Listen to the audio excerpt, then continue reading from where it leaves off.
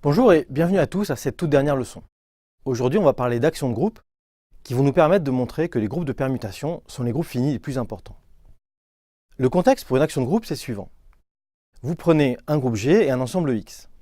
Les deux sont abstraits, ils peuvent être éventuellement infinis. On dit alors qu'on a une action de G sur X lorsqu'on sait former X puissance G pour chaque petit x dans grand X et pour chaque élément petit g du groupe G. Et il faut faire ça en respectant les deux règles suivantes. Alors, x puissance a puissance b, ça doit être x puissance ab. Et puis, l'identité i, on a écrit i pour l'élément neutre ou l'identité du groupe G, doit vérifier que x puissance i, c'est x pour tous les éléments x. Ces règles-là, elles doivent vous paraître familières, et pour cause, on a déjà vu deux exemples d'actions. Le premier exemple, c'est celui des groupes de permutation. Si G est un sous-groupe de Sn, alors il agit sur l'ensemble des nombres de 1 à n. On est bien habitué à ça maintenant, et ça fait un moment qu'on écrit 1 puissance g, 2 puissance g, etc. pour l'image de 1 ou de 2 par g. Les axiomes pour une action de groupe sont respectés, et en fait, cet exemple-là, c'est le prototype et la définition même d'une action est modelée dessus. Le deuxième exemple qu'on a vu, c'est celui du groupe orthogonal O2 qui agit sur le plan. Dans la leçon précédente, on s'est efforcé d'écrire pour chaque point P du plan P puissance g pour son image par la transformation g, et c'est facile de voir que les axiomes précédents sont effectivement respectés là encore. Dans cet exemple, vous voyez que l'ensemble est infini, ça peut très bien arriver. Voici un autre exemple tiré de la géométrie. On va revenir sur le cas du groupe D8 de toutes les transformations, symétrie et rotation, qui préservent un carré. Je vais donner des noms aux quatre coins du carré.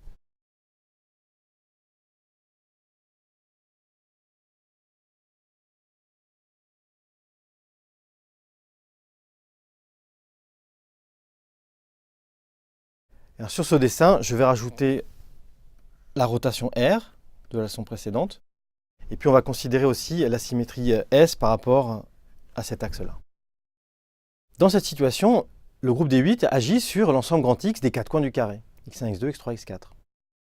Pour cette action-là, la rotation R envoie x1 sur x2, x2 sur x3, etc.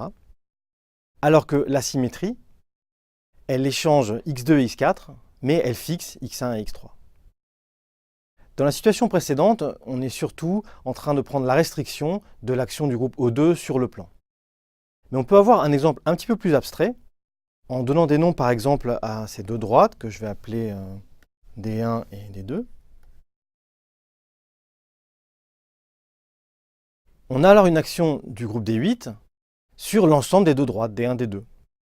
Et pour cette action-là, la rotation R échange en fait les deux droites, elle envoie D1 sur D2 et D2 sur D1. Alors que la symétrie S, elle fixe tous les points de D1, donc elle envoie certainement D1 sur elle-même. Et puis sur l'image, on voit bien qu'elle envoie également D2 en fait sur elle-même, comme ça, avec un retournement. Et donc on a ces formules-ci. Revenons à l'action de la rotation R dans D8 sur les quatre coins du carré. Elle envoie x1 sur x2, x2 sur x3, etc.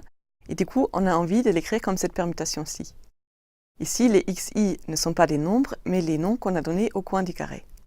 Mais on peut y associer une permutation de nombres, comme dans la toute première leçon, si on enlève tout simplement les x. On trouve cette permutation-ci qu'on va appeler R', et on se rend compte que c'est juste le cycle 1, 2, 3, 4. Pareil pour la symétrie S, on peut y associer cette permutation-ci qui est juste le cycle de 4. Si on regarde l'action sur l'ensemble des deux diagonales, on va trouver des permutations des nombres 1 et 2. Ici, R' va échanger les deux nombres et S' va les garder en place. De manière générale, on a l'observation suivante. Quand on a un groupe qui agit sur un ensemble fini X, alors quitte à numéroter les éléments de l'ensemble, on peut associer à chaque élément A du groupe une permutation de nombres qu'on va appeler A'. Je vous laisse vérifier qu'on a alors cette relation-ci. En fait, les axiomes qui définissent une action de groupe sont justement faits pour. Or, cette relation nous dit que si on appelle G' l'ensemble de toutes les permutations de nombres A' qu'on peut obtenir ainsi, alors le produit de deux telles permutations est encore un élément de G'. Autrement dit, G' est un groupe de permutations. On va regarder avec Gap le groupe G' qu'on obtient en considérant l'action du groupe diédral D8 sur les quatre coins du carré. Je vais appeler R' notre première permutation de nombres.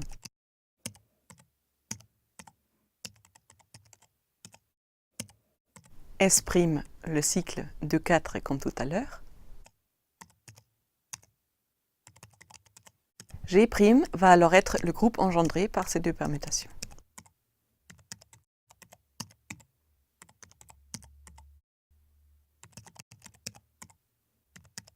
Calculons déjà l'ordre de ce groupe.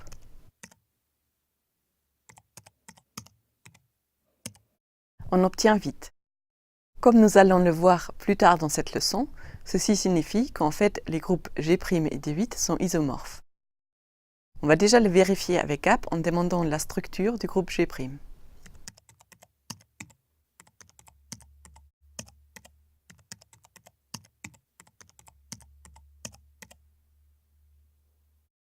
Gap répond que cette structure est D8. Il faut lire ce résultat comme le groupe G' est isomorphe à D8. Là, on vient de voir avec gap comment le fait que le groupe D8 agit sur un certain ensemble nous a produit un autre groupe qui est isomorphe à D8, mais qui est en fait un groupe de permutation. Nous savions déjà que c'est possible, on avait construit dans la dernière leçon un isomorphisme entre D8 et le groupe de TGV, qui lui était un groupe de permutation. Et ceci nous amène au tout dernier théorème de notre cours. Le théorème de Cayley, c'est le suivant. Il affirme que quand on prend un groupe G fini, alors il existe un groupe de permutation, G', qui lui est isomorphe. Tout à l'heure, on va vous montrer qu'avec gap, on peut utiliser la commande suivante. Ça, c'est un théorème qui nous fait bien plaisir, parce qu'il montre que l'étude des groupes finis peut se ramener à l'étude des groupes de permutation, comme on l'a fait depuis le début du cours. On va donner la démonstration du théorème. Elle n'est pas très longue, mais un petit peu astucieuse. La bonne idée, c'est de faire x égale g, c'est-à-dire de faire agir g sur lui-même. On va définir l'action en posant x puissance g égale à x fois g, tout simplement, en multipliant par g à droite. Il faut vérifier que c'est bien une action, et ça, je vous laisse vous convaincre du fait que ça découle tout simplement de l'associativité de la multiplication dans g. Alors ceci étant, on va numéroter les éléments de g et obtenir des permutations comme on a fait précédemment. Donc à chaque élément de g, on fait correspondre une permutation A' pris dans un groupe de permutations G'. Évidemment, c'est G' qui va être le candidat qui va être isomorphe à G, mais il reste encore à le montrer. Pour faire ça, je vais donc étudier la situation où deux éléments du groupe A et B donnent la même permutation, donc le cas où A' est égal à B'. Dans cette situation, leurs actions sur x sont les mêmes, donc pour tout petit x, on a x puissance a égale x puissance b. Et si je fais pour x l'identité, à ce moment-là, l'identité puissance a, c'est i fois a, c'est donc a, de la même manière c'est b. Et enfin, on trouve que a égale b. Si deux éléments a et b donnent la même permutation, c'est qu'ils étaient égaux.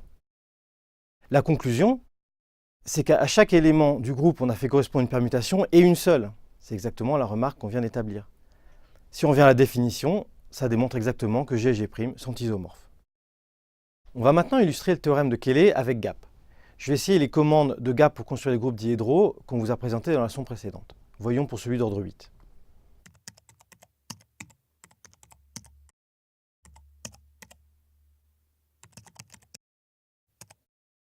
Gap répond quelque chose, mais ce n'est pas forcément très parlant.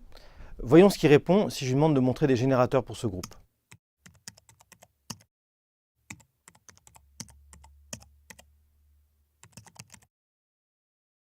Voilà, il leur donne des noms, F1, F2, F3. D'abord, ce n'est pas très naturel parce qu'on pourrait très bien se débrouiller avec deux générateurs pour ce groupe-là, mais pourquoi pas. Et si je lui demande de tirer au hasard un élément dans le groupe, il va me répondre par exemple ici F1, F2, F3. Et tout ça est moins concret que si on avait des permutations sous la main. Donc maintenant, je vais demander à gap de trouver tout seul un groupe de permutations isomorphe à D8. Je vais utiliser la commande que je vous ai donnée dans la leçon. Alors, si on a du mal à la mémoriser, on peut utiliser la faculté de gap à nous aider un petit peu en tapant le début du mot et en appuyant sur Tab. Alors, ça va dépendre des navigateurs, ça ne marche pas tout le temps. Mais alors là, j'ai de la chance, il m'aide un petit peu, et je retrouve la commande, isomorphisme, perm groupe, comme ça. Il répond isomorphisme d'action, c'est-à-dire que visiblement, il a en tête la démonstration qu'on vient de donner du théorème de Cayley. Je peux maintenant construire le groupe G' en lui demandant l'image de l'isomorphisme. C'est comme ça que gap fonctionne.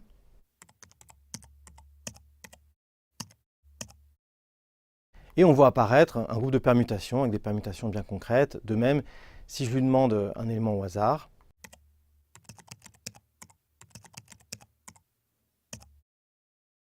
on voit une permutation bien classique et on est donc en terrain connu. Alors, vous voyez que sur toutes ces permutations, on a les nombres de 1 à 8 qui apparaissent.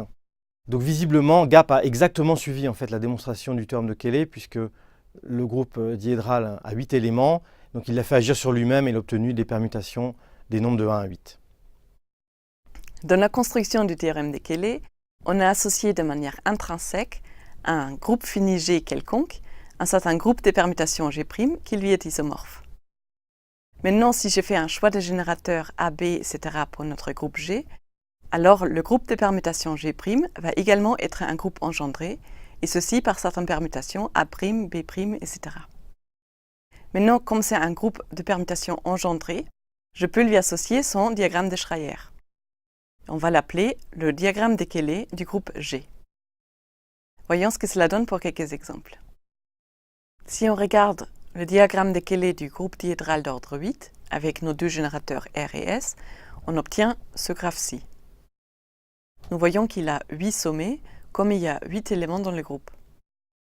D'habitude, dans un diagramme de Schreier, on met à côté de chaque sommet le nombre auquel il correspond. Nous ne l'avons pas fait ici parce qu'il n'y a pas une numérotation des éléments de D8 qui est préférable à une autre.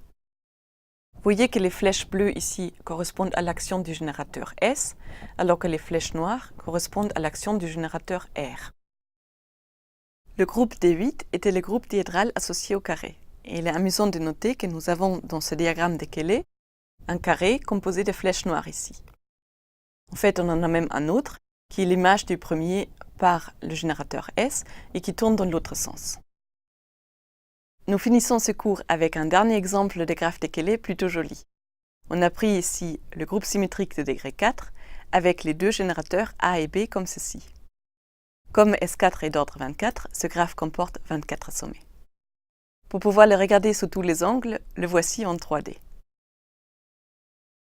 Pour avoir une meilleure lisibilité, nous avons remplacé les deux flèches qui d'habitude symbolisent l'action de B par juste une flèche à double sens ici.